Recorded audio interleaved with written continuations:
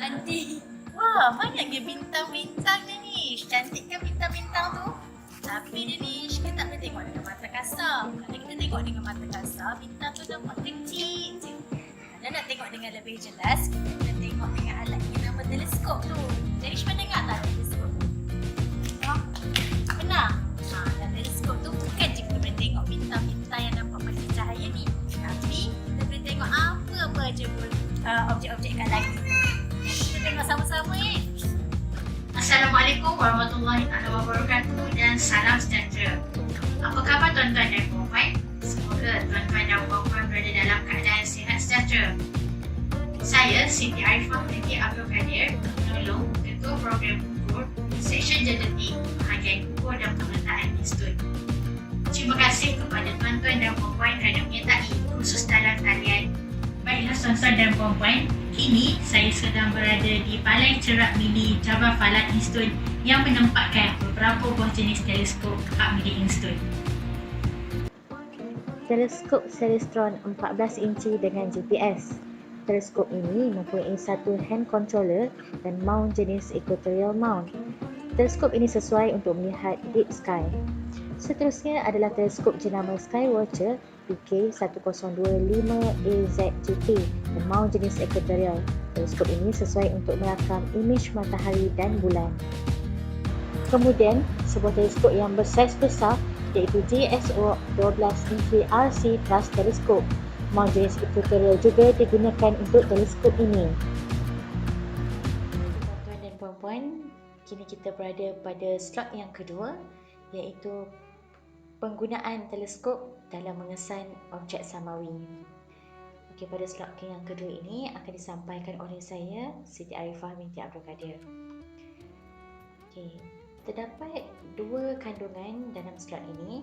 Yang pertama, kita akan mengenali dahulu iaitu apakah itu objek samawi. Dan yang kedua adalah fenomena langit yang menggunakan peralatan teleskop. Kat sini kita akan tengok gambar-gambar lah yang telah dirakam dengan peralatan teleskop. Okey, apakah itu objek samawi? Okey, objek samawi ni ialah kita katakan sebagai apa-apa objek yang ada di angkasa kita. Okey, di ruang angkasa kita ni. Dan contohnya seperti planet, bulan, matahari, galaksi, asteroid dan lain-lain lagi. So, kita kata apa yang kita nampak di langit tu adalah kita sebut dalam bahasa mudahnya adalah objek samawi. Okey, ini adalah gambar-gambar objek samawi. Okey, yang pertama sekali kita tengok matahari lah. Okey, matahari ni kita katakan sebagai bintang besar yang menjadi pusat peredaran planet dalam cakra suria dan darinya planet-planet lain seperti bumi kita ni mendapat cahaya dan haba daripada matahari ni. Okey, seterusnya bulan. Kejap lagi kita tengok imej bulan yang diambil menggunakan peralatan teleskop. Okey, bulan ni adalah sebuah satelit semajadi bagi bumi lah. Dia bulan seperti umum kita mengetahui dia akan beredar mengelilingi bumi mengikut arah lawan jam. Dan bulan mengambil masa selama 27.3 hari untuk beredar mengelilingi bumi. Okey. Objek samawi seterusnya adalah awan Magellan. Okey, ditemui oleh Magellan, awan Magellan besar dan kita katakan kecil adalah mini galaksi yang dahulunya sebahagian daripada bintang sakti. Kita boleh lihat kat sini lah.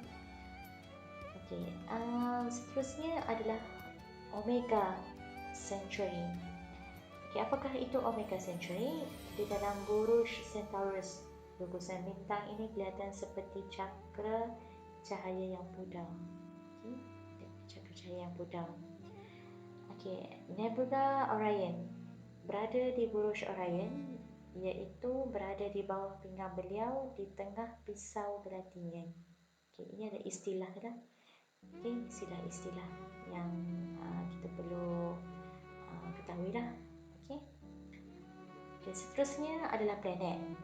Okey, dalam sistem suria kita ni terdapat 8 buah planet. Dan kesemua planet bergerak mengelilingi matahari dalam lintasan bujur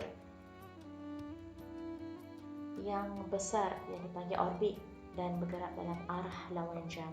Jadi, kita bergerak dalam arah lawan jam ni kita katakan daripada barat ke timur. Okay, setiap planet dia mempunyai masa yang berlainan untuk melengkapkan satu edaran lengkap mengelilingi matahari. Okay, dan 4 planet yang paling mudah untuk kita lihat dengan peralatan teleskop adalah seperti Zuhrah, Marikh, Mushtari dan Zuhal. So ini Zuhal lah, planet yang kita katakan subhanallah yang paling cantik dekat sistem suria ni. Okay, sebab dia ada outer ring ni. Okay, seterusnya adalah asteroid. Okay, tuan-tuan dan puan-puan melihat macam mana apakah itu asteroid ni. Okey, asteroid adalah objek batuan dan logam yang beredar mengelilingi matahari. So, saiz asteroid adalah sekecil partikel debu hingga ke beberapa ratus kilometer. Dan kebanyakan asteroid yang dikenali berada dalam jalur asteroidnya sendiri. Kalau tuan-tuan dan puan-puan melihat ni adalah jalur asteroid lah. Okey. Seterusnya, bintang 7 di dalam buruj Taurus, Bima Sakti, merujuk kepada pusat di kawasan buruj Sagittarius dan Scorpius, dan kita katakan ini adalah kawasan yang paling terang lah. Okay, dalam bahasa Inggerisnya disebut sebagai Milky Way. Okay, Bima Sakti.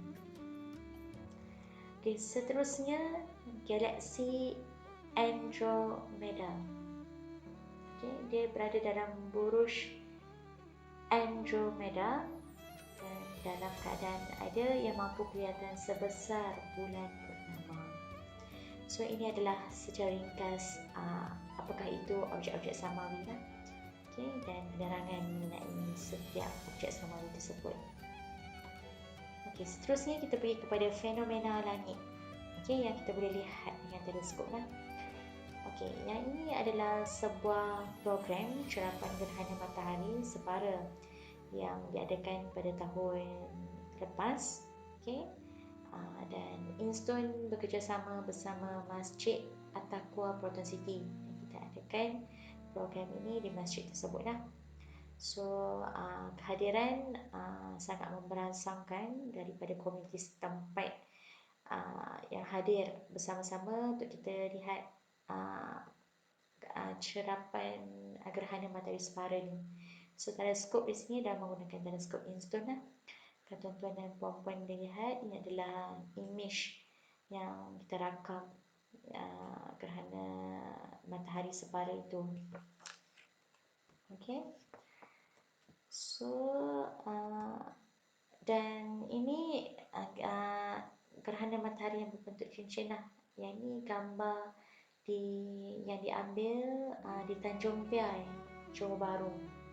So, ini pada tarikh yang sama, 26 Disember 2019, yang dihadiri oleh wakil Instone lah di sana yang menggunakan teleskop milik Instone lah. So, cantik, subhanallah cantik. Yang kita nampak kat sini ialah matahari yang berbentuk cincin lah. Okay.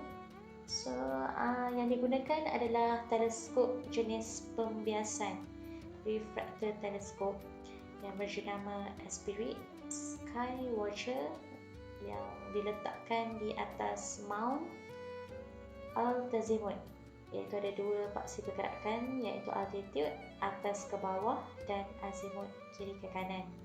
Dan teleskop ini dilengkapkan dengan sun ataupun kita katakan dia ada solar filter lah untuk kita melihat matahari tersebut. So, rakaman ni tuan-tuan dan puan-puan direkodkan dengan kamera DSLR Sony lah. Ini lengkap, kita lekapkan kepada teleskop dengan menggunakan kamera adapter. Okay, subhanallah cantik ya. Kita lihat kat sini lah. So, ini adalah image macam mana yang diambil, dan kita dapat lihat bentuk gerhana matahari Andalus ni, iaitu berbentuk cincin. Okay. Seterusnya adalah gerhana matahari separa. Yang ni berlaku pada 21 Jun 2020, bulan lepas. Okay. Dan Instone kita telah membuat cerapan ini di Balai Cerak Mini Jabal Falak di Instone sendiri. So ini adalah imej-imej yang dirakam lah semasa gerhana matahari separa ni. So diambil pada 29 Syawal 1441 Hijrah, dan fenomena gerhana matahari separa yang mana juga ulangan gerhana matahari pada 29 Syawal 1419 Hijrah yang merupakan jarak ulangan tahun. So kehadiran semasa program ini adalah terhad kerana semasa tempoh PKPP ni lah. So yang hadir berpeluang melihat bentuk gerhana matahari separa ni. So ini adalah imej yang dirakam lah semasa berlakunya fenomena ini. Okey, yang ini adalah gerhana bulan separa. Okey, yang diambil pada 17 Julai 2019 pada jam 5.23 pagi, iaitu di Instone lah. Okey, kita tengok bulan berada dalam separa lah, kita kata. Okey, ini adalah cerapan langit malam. Okey, gambar bulan lah yang diambil. Ini pada tahun 2018. Okey, imej yang dirakam yang menggunakan teleskop. Okey, yang ini adalah tahun Julai 2018. Okey, kita ambil bulan dalam bentuk macam ni lah. Okey, yang ini adalah semasa hilal.